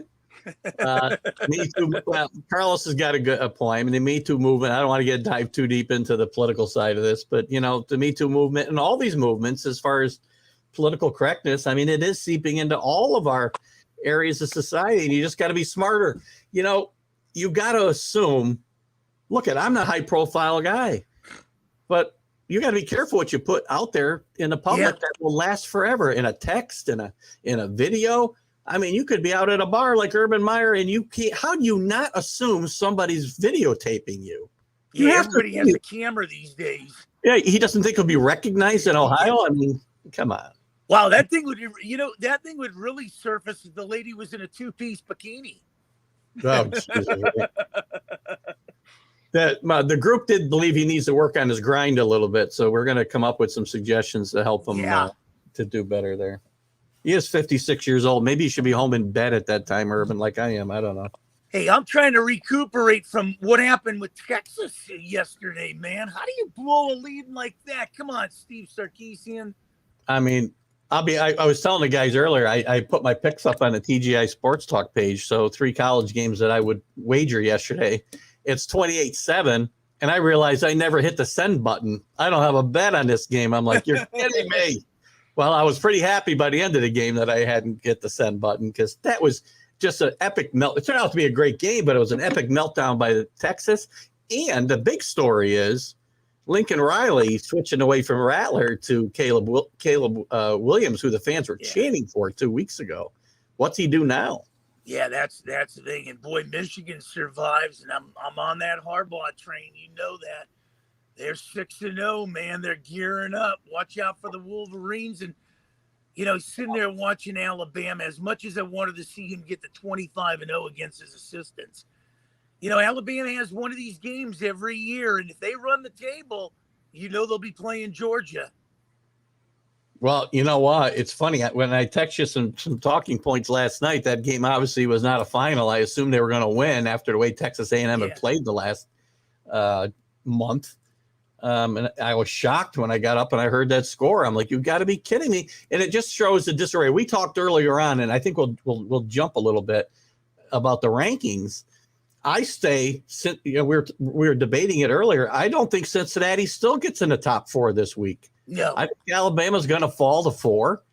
and it's going to be Iowa and who was it? Oklahoma, and Georgia's going to be number one. I don't think. Well, I think Alabama might drop a notch. That's what possible. I think. Yeah, I think they might go to 2 with Iowa coming up to 3, and then you roll the dice. See, the playoff committee is not going to want Cincinnati in that top 4 until they absolutely have to put them in there, because then if they want to drop them out, they're going to hear all kinds of crap when they drop them out when they're undefeated. Well, and not only that, watch out for Arizona State, man. They are kicking. They are really putting the hammer down here in the Pac-12. I had a little note here that, they might be better than Oregon. They might be the best team out there, but they're not going to get that. Unfortunately, that league's out of the playoff conversation. Right. That's the thing. And boy, how bad do you want them top 12 teams in there? That would be something to see them sneak into the thing. And boy, what the hell is going on here at USC? One team a few weeks ago comes out here, beats USC in their backyard after their last win was like 60 years. The other team comes in last night and wins after 105 years. Right. Time to fire the coach, put bags on your heads at the Coliseum. Nobody fears the Shield here at USC. They don't. And again, the Porsches cannot get itself out of the ditch over there, and it's really a shame what's happened to the Pac-10 in general. They need to. I mean, here's the thing. I talked about this scenario. I've said earlier that if Cincinnati gets in the playoff, then you're going to see a 12-team playoff next year, not 5 years from now, because these teams are not going to stand for that. What happens if? I mean, and Carlos says it'll never happen because the ACC will never get a team in. We talked about it a couple of weeks ago, or I did, with Larry Sorensen from Wake Forest.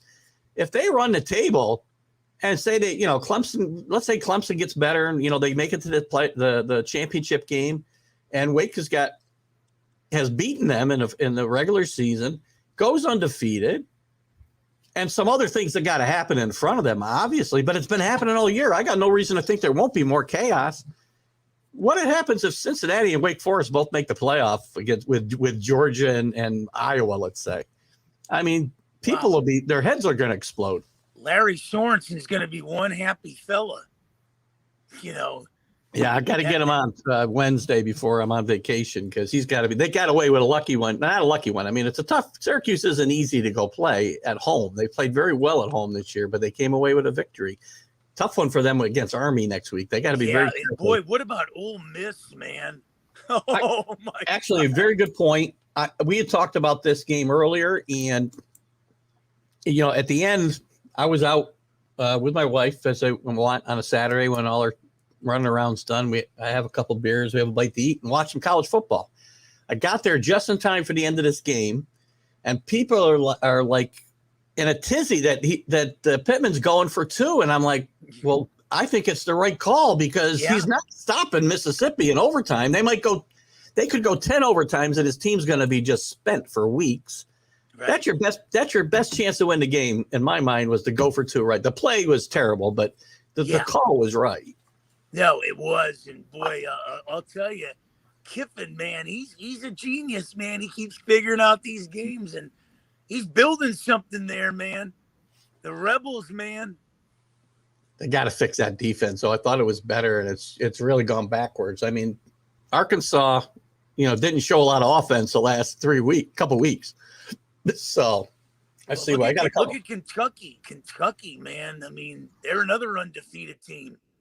I did take. It's funny, after I lost or didn't get my Texas wager, and I switched, and because I like to have 3 teams on Saturday, 3 on Sunday, and I took Kentucky last night, and they manhandled LSU at home. They can run the football. That team, you know what? That team could end up in the playoffs somehow. They could. Big game this week. I don't see them running the table, but if they do, you can't discount them. Let's see. I only got a couple questions here before the Billy Pulver's on his way out. Well, it's nice to see. I saw your Bruins bounce back. Well, they expected that to ran over the Wildcats. Yeah, well, that's going to be their thing now. They're going to be up and down. If you lose to Arizona, then, Chip Kelly might as well pack his bags and get out of town. Exactly.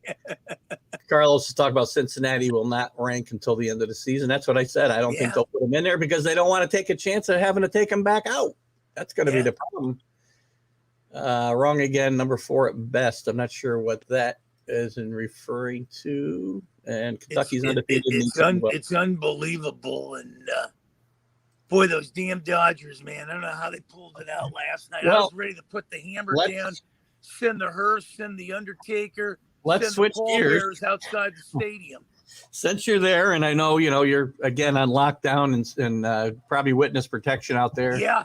In LA, let's switch. Let's get on to the playoffs, and obviously you are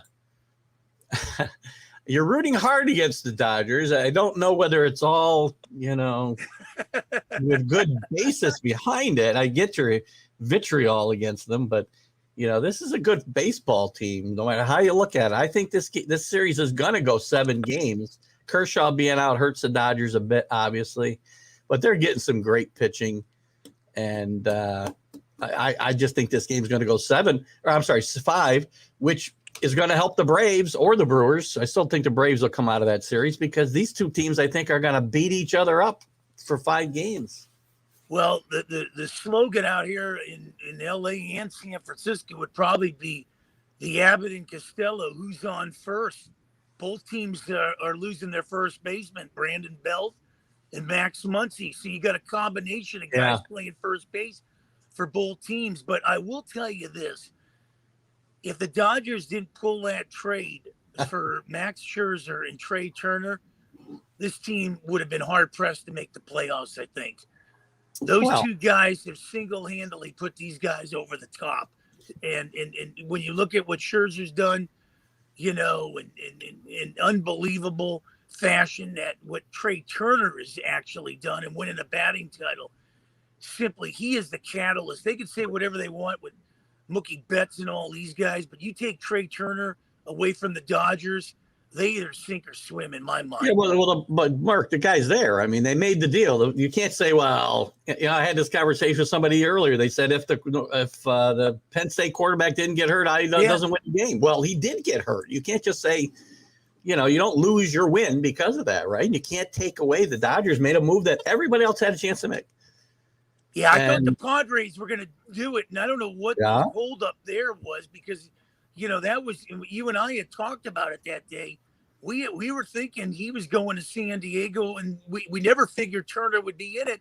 And on that whole deal, it was Scherzer in it, and then it looked like Trey was the throw-in on that. Yeah, I remember texting you saying he's going to the Padres, and then half an hour later, I was wrong. So, well, here's the big thing in LA.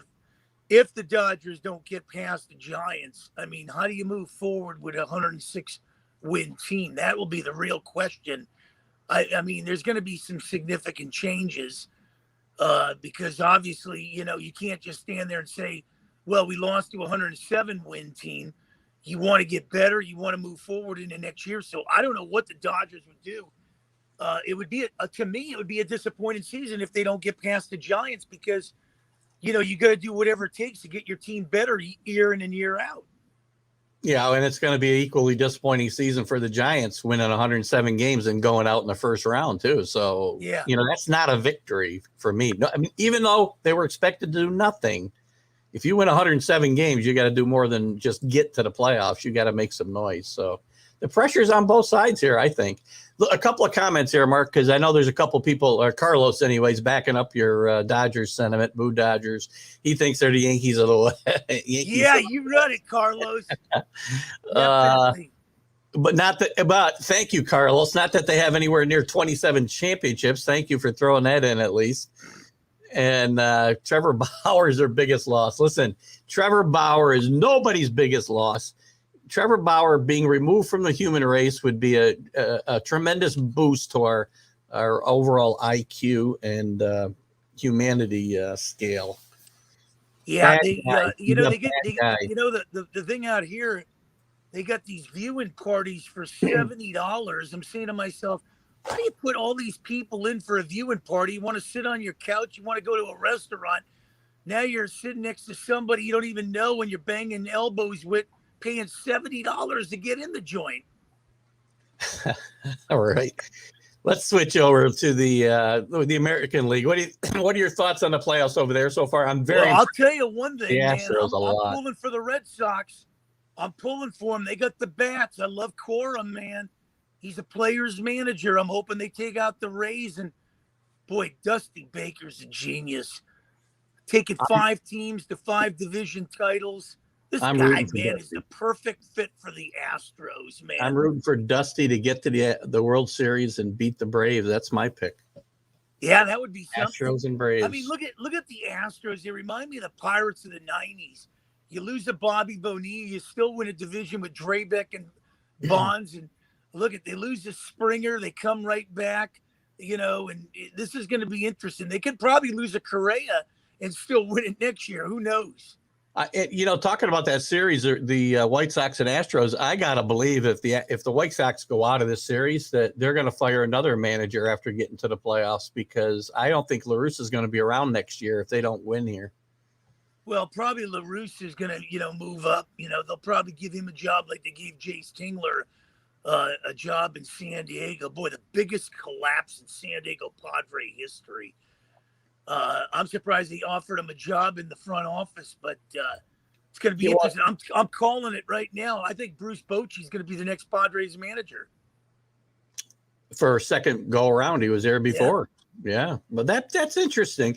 Bochy's name has come up. We'll use that, I guess, to get away from the playoffs a little bit and segue into the Yankees and Mets situation. Bochy's name has come up in connection, lightly, nothing serious, in connection with both those jobs, although one still got somebody in it. We'll start with the Mets. Rojas is out, no big surprise. He's had 2 years, inexperience. The front office is a mess, and whoever they brought in is going to want their own guy anyway. I think they got to bring in an experienced guy like a Bochy, like a Buck Showalter, like whatever. They've gone the inexperienced route 3 times if you count Carlos Beltran, who never managed a game. Well, the problem here is, and I was blessed to know him when I was in San Diego, was Theo Epstein, and he flat out turned down the job. So if he's turning down a job, he knows it's a complete mess, and he's going to probably need a 10-year contract with a boatload of money. The other guy, Billy Beane, I think he's afraid to get out of his Oakland apartment or townhouse or house or whatever. Every time somebody comes calling, he's afraid to leave Oakland for some unknown reason. Why would you, though? I mean, to me, he's got it made. He's got a lifetime position there, because all he's got to do is have a good team every couple of years. I mean, there's been some talk about him and Guerin coming to the Mets as a package, but if Beane doesn't come, that's all blown up, right? But if I'm Billy Beane, maybe I'm comfortable. I'm making a decent buck. The pressure's not that high. All I got to do is get to the playoffs every other year, every 3 years, and the fans are happy. Until he goes to a real city with real fans that show up to the ballpark. Well, I think Guerin, when you look at Guerin in some ways, is kind of like Marv Levy of the Bills type, where, he leads these teams, but you can't seem to win it. I think Guerin's a heartbreak coach. Manager. Yeah. He really is. He's a good manager. Good enough to win the division, but he can't seem to get the job done. Longest tenured manager in baseball right now. Wow. He's a good manager too. He really is. Imagine the Yankees system. You know what? We'll switch now from the Mets to the Yankees. I think Brett Boone has to go. And to be honest with you, Brian Cashman needs to go as well, because Brett Boone managed with one hand tied behind his back with this roster that Cashman put together. But you still got to find a way to work with what you got. His message is not getting across. This whole, he's got his bullpen scripted. His comments the other night about, if Cole had to go out early, we're loaded. We're all lined up in the bullpen. He's already got in his head, no matter how the game goes, who's coming in when. And there's no feel for the game. That has to stop. The lack of accountability for the players has to stop. Understanding his comments about, the rest of the division and the rest of the league has caught up with us. They caught up with you a long time ago. Dude, you haven't won a World Series since 2009. You haven't been to a World Series since 2009. The problem with the Yankees, you don't know what you're getting. One week they look like world beaters. The next week they look like a single A team from the minors. I mean, you don't know what you're getting with this team. And I think the real problem they got to address this year is, are we going to sign Rizzo? Are we going to sign Gallo?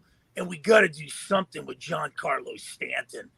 I mean, you got to eat some of that contract for another team to pick up the other half. Well, you got to get up from under that contract. That's an albatross. Yeah, and what can you do? If you don't eat most of it, you're not going to. And if the Steinbrenners are going to insist on staying under the cap, then they're not going to be able to move them. And the bigger problem is Aaron Judge. You got to figure out what to do with Aaron Judge. He's coming into his walk year.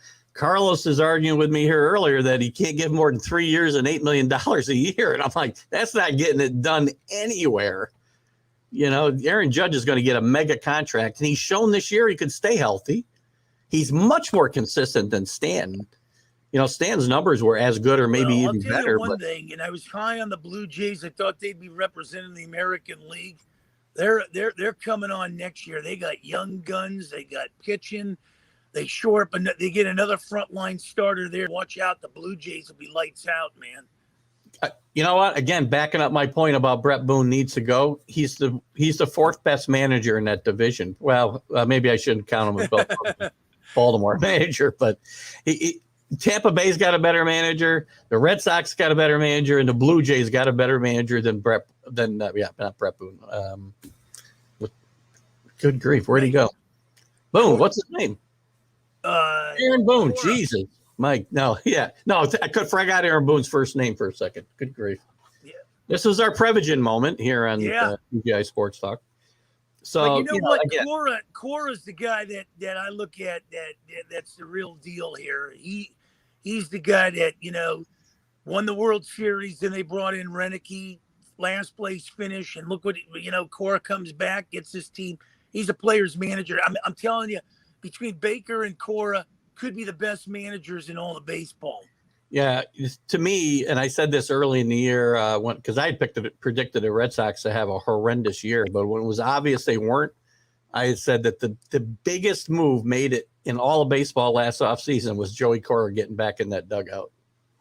Yeah, that was the most important move. Unbelievable, and it's just amazing of what he's done, and his brother's out there, the third base coach in Pittsburgh. I mean, these Cora boys, man, they know how to manage and coach. All right, let's switch gears. Let's go to the NFL. What are you looking for today, quickly, other than I'm looking for the Steelers.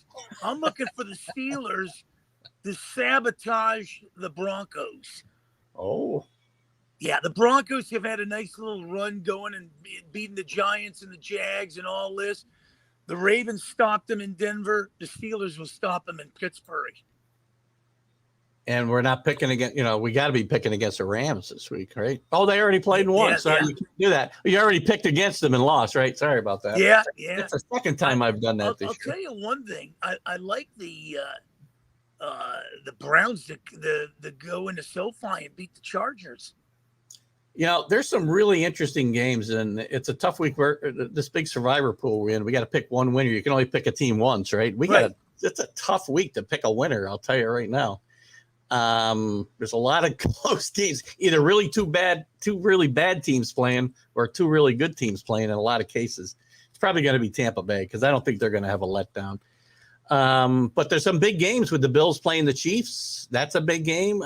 The Cardinals and the 49ers, big game. I think the Bills, what they're trying to do is they're trying to bring somebody to Buffalo in the heart of January there. And if they get them in Buffalo, it's going to be a tough call for anybody coming in there. I love Josh Allen. He reminds me of John Elway. You don't even have to pay for an air flight from here to New York. You can hop on his football. That's unbelievable quarterback. The Bills. I think we're settled for a showdown between could be the Bills and the Browns for an AFC championship there. The Chiefs. I don't think the Chiefs are going anywhere. I just think they people have figured them out. I like the Bills in this game big time. Actually, you mentioned the Browns, and I missed that big game. They're going to the Chargers to play the Chargers. That's a big game as well. short week, maybe a letdown for the Chargers. They had to deal with 75% of the stadium being Raider fans. Oh, well, God. they'll be 75% dog pound fans this week. This is unfortunate for the Chargers playing in this environment. Yeah, I know. A few weeks from today, they get the Patriots, so the whole Boston faithful. Then next month, a week after my birthday, the Steelers come here. All the Pittsburgh guys will be out there. Then you get the Chiefs come in. I mean, the Giant fans. I mean, you're playing like 16 road games, 17 road games. Yeah, 17. So if they make the playoffs, it's going to be the most impressive thing ever in the NFL because they played 17 road games. That's just my opinion, and I think they'll make it too. All right, let's get to our locks. What's your dead solid, unbeatable locks today? Give me two. I think it's the Steelers over the Broncos. I think it's a given. The Steelers are at the crossroads, 1-3, 2 games behind in the division. I think it's a lock that they smash them in Pittsburgh. Yeah. Give me one more. The other one would be I like the Buccaneers to take out the Dolphins. Yeah, I'm going to say I'm going to be with you on the Buccaneers. That's a lock in my mind, and I'm going to give you Washington beating New Orleans at home as a home dog. I like that. I like their defense. That was a great game last week, man. I caught a little of that one. I think their defense is starting to get it together, and I think Heineke's starting to get a comfort level, and I think that's the pick. How about a surprise? Give me 2 surprises. Don't be surprised if this happens today. Don't be surprised if San Francisco beats Arizona. Ooh. That could throw that NFC West into a topsy-turvy with those 3 teams. I wouldn't be a bit surprised if the 49ers win that one. And the other one is, don't be surprised if the Giants go into Dallas and pull one on the Cowboys. After last week, I had the Giants beating the Saints. That's a good pick. All right, here's mine. You're not going to like the first one. Don't be surprised when Denver goes to Pittsburgh. Wow. And knocks off Ben Roethlisberger, the walking statue. Well, walking sort of statue in Pittsburgh. I like that. And I also I'm going to really go out on a limb here. The Jaguars put all the nonsense behind them and get the one win they're going to get all year against the Tennessee Titans at home. Wow, what is going to be the prize? Everybody's going to get a lap dance in Jacksonville? Maybe if Urban wants to win the team back, if he puts that up in the locker room, maybe. Yeah, that's how you get the respect back. Rally behind the coach. Out the game ball, just get everybody That's awesome. That's awesome. All right, Mark, listen, thanks for coming in. Always a pleasure, man. The show that's sweeping the country.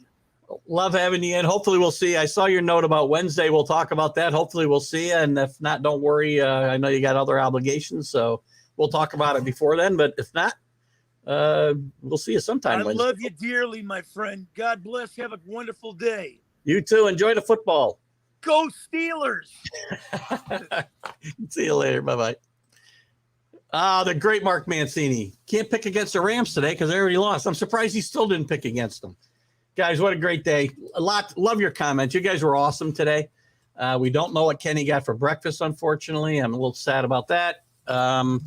Rick, see if you can find out what he got and message me if you would. I got to hit the road here real quickly in about 2 minutes. But, guys, I'm out of here. Next Sunday, I'll be on a cruise ship, and I'll be doing the best I can to come on. I won't be on at 9 o'clock, most likely. I'm going to come on at some time during the day, though. I'll put a post on Facebook. Got to do some testing to see what I can do. Not going to do a 2-hour show, but I want to get in and talk to you guys. So it'll be fun to do it from the deck of a cruise ship, won't it? But I'll be back the following Sunday. And we'll do the Wednesday college football show this week.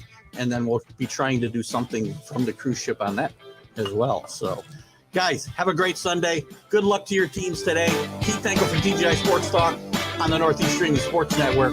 I'm out of here. See you later. Bye-bye.